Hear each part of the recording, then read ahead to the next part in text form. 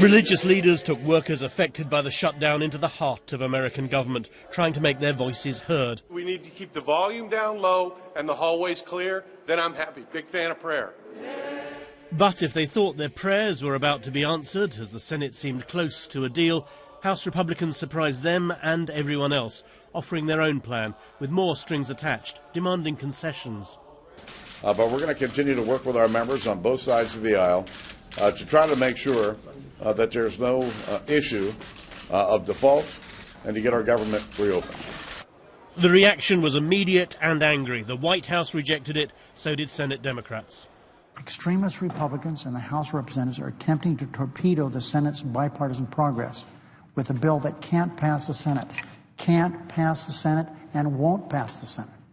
The general mood here is that a deal will be done eventually, probably, but only at the last minute because both sides have an interest in taking it to the wire. One Republican source told me we're just negotiating the terms of our surrender. However, some are unwilling to run up the white flag. You on your way to help us get back to work, sir? Or are you going to eat that sandwich? Politicians on the Hill were heckled by protesters. With the hours ticking by, there's no obvious way forward. Like to get back to work. One Republican congressman, supported by the Tea Party, told me it was still worth fighting. But haven't you lost now, actually?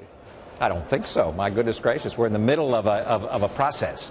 So, I mean, the president, I think, is losing the American people if he believes that he can continue to do things that are against their will and expect them to continue to support him. But Republicans are under intense pressure. Party elders like former Governor Tim Pawlenty are telling them they must do a deal. The United States of America doesn't dine and dash. You don't get to eat the meal and then not pay the bill. That's not a standard that our country should violate. President Obama has been meeting with congressional Democrats. They look relatively relaxed given the catastrophe around the corner. Perhaps they're confident things are going their way. Mark Mardell, BBC News, Washington.